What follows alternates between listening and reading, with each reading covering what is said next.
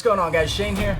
Bubba J, the bad man. So we just filmed a fun video. We were just kind of kicking it back and forth, and then Marie started rolling on the camera. And we wanted to share this with you guys because we talked about fundamentals and how important that is as a beginner, but then taking it to the next level and being creative in your training as well. Because we talked about how the guys who are at the top, the top level champions, are very good at textbook stuff, but they always offer something unique, something different. Right. Like you were saying, the fundamentals and the creativity. A lot of people think that if you're being creative, you're lacking your fundamentals, or that the fundamentals are something that lacks creativity. If you understand the great people in all sports, you understand that they have a very good sound fundamental base, and then they sprinkle their own little understanding of their creativity, whatever they're inspired by.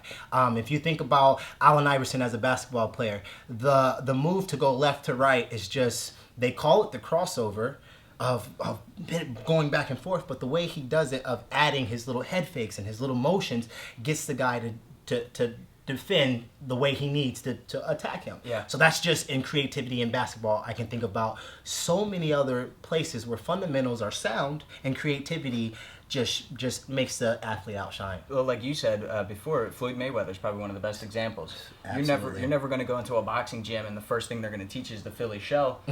Right. But he's from a man who's not from Philly. You know, the Philly shell, him doing his, even the Philly shell is a fundamental in that area. But he took the fundamental of the Philly shell that was and turned it into something that he hybrid. had that was creative in his own mind and his own little thing that is now his main logo. Yep. So while you're out there and you're understanding your fundamentals, yes, get them, study them, back and forth, know the offense and defense to them. But also, once you get the understanding of how to cook chicken, let's season it a little bit next time. Learn how to train outside the box. Take a look at this, guys. This video right here is about our creativity and our fundamentals. Now, most of the times when us at fightTIPS bring you a video, it is educational. It's to help you to get to the next level as far as IQ and understanding the craft of mixed martial arts, whether it's striking, MMA, wrestling, grappling, whatever it is. This video specifically is for inspiration. It is deemed creativity and fundamentals. We're going to get into a whole line of later creativity and later fundamentals that blend together. But let me and Shane show you here real quick a drill or something that me and him created that was part of our creativity thinking and part of our fundamental drilling.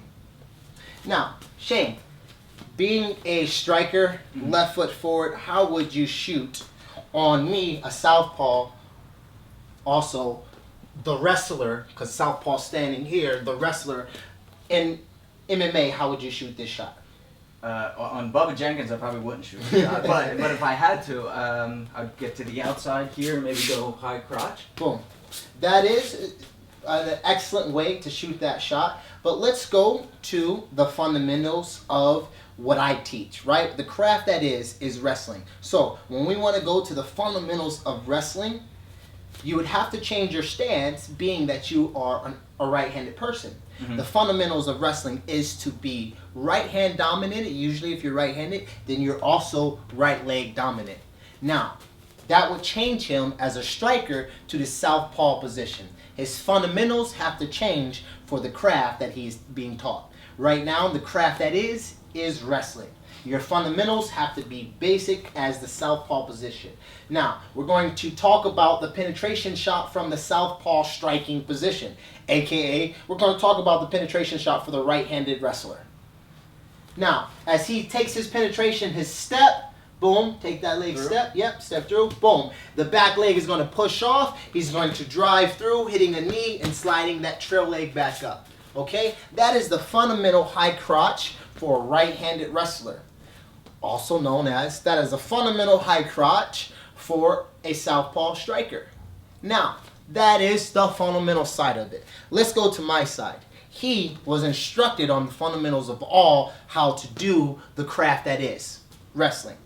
Creativity in my defense and seeing him do his high crotch and being here fighting with him or wrestling in the craft that is, we're going to creatively and fundamentally stop him.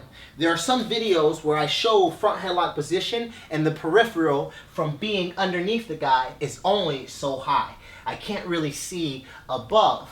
So when he goes underneath me for this high crotch looking position, pause here, his peripheral becomes limited. So if he sees my feet, he can start to track my feet with his eyes, his peripheral. He shoots this high crotch, I see it coming. Now, instead of hitting the regular fundamentals of wrestling with the sprawl and the hard working and the grinding and the cross facing, we're going into creativity. I'm going to put my hand down, remove the leg that he's attacking, cartwheel right over top, high crotch. Boom. Back in a ready position, whether I want to strike or whether I want to be a wrestler. So, as he changes to the southpaw position, his fundamentals is the step, penetrate, boom, looking good. Now, as he goes back to his fundamentals, I see it coming, he steps, penetrate, I stop him here, I remove the leg that is, putting my hand down, being creative while he's doing his fundamentals. Cartwheel up top, pushing him through, coming back, ready to strike again.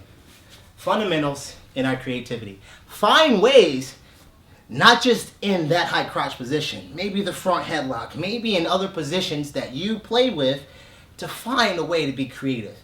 This is an inspirational and educational video. All right, so we're gonna go over our front headlocks, a little bit of our drilling and a little bit of the concept and the philosophies behind the front headlock. Okay, so when you've taken a bad shot, or if I have snapped you down into a position where you're in on your knees like here, Right. or here, it's vitally important that you understand your vulnerabilities.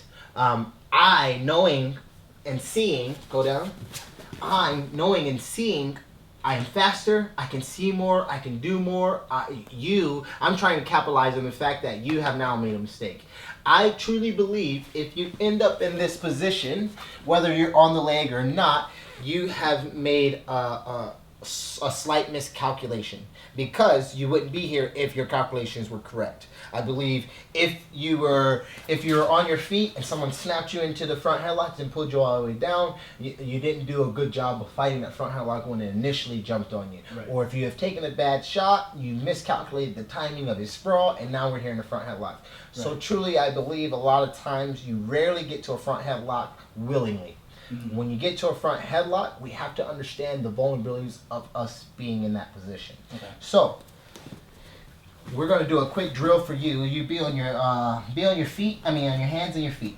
Now, me knowing that I want to get around you to score, I have to go this way and I have to go this way. But to get us warmed up with the understanding and the philosophy of it, you're going to watch my feet. It isn't like you can see a whole bunch. So more times than not, I'm not going to allow this guy to have more than this peripheral vision. He's not going to obviously be able to hear, because I'm going to be up here like this. Okay. Right? So he's only going to be able to see so much, almost only the feet. So as I'm going here, I give my partner that feel, and I'm letting them know that I'm coming this way. I'm giving them a good understanding. So instead of stepping that back, all you're going to do is circle. Just circle. Boom. Right? And I'm coming back this way and circle. So after you get a good understanding of it, we're going to play a little game of me trying to, control you. Boom. Right. So this will be the game, and after you get a little bit warmed up, this position isn't the most comfortable to be in. Obviously, it's a little bit of pressure on your hands, and you can feel the strain in it. But and you start to feel how you can warm up. And that's a little bit of the game of the front headlock drill, understanding the philosophy and the vulnerabilities that we're susceptible to when we're down there on the ground. All right, guys, thanks for watching. So hopefully this inspired you. Just get creative in your drilling. Find a partner and get to training. Until next time, I'm Shane. And I'm the bad man. Fight tips for the underdogs.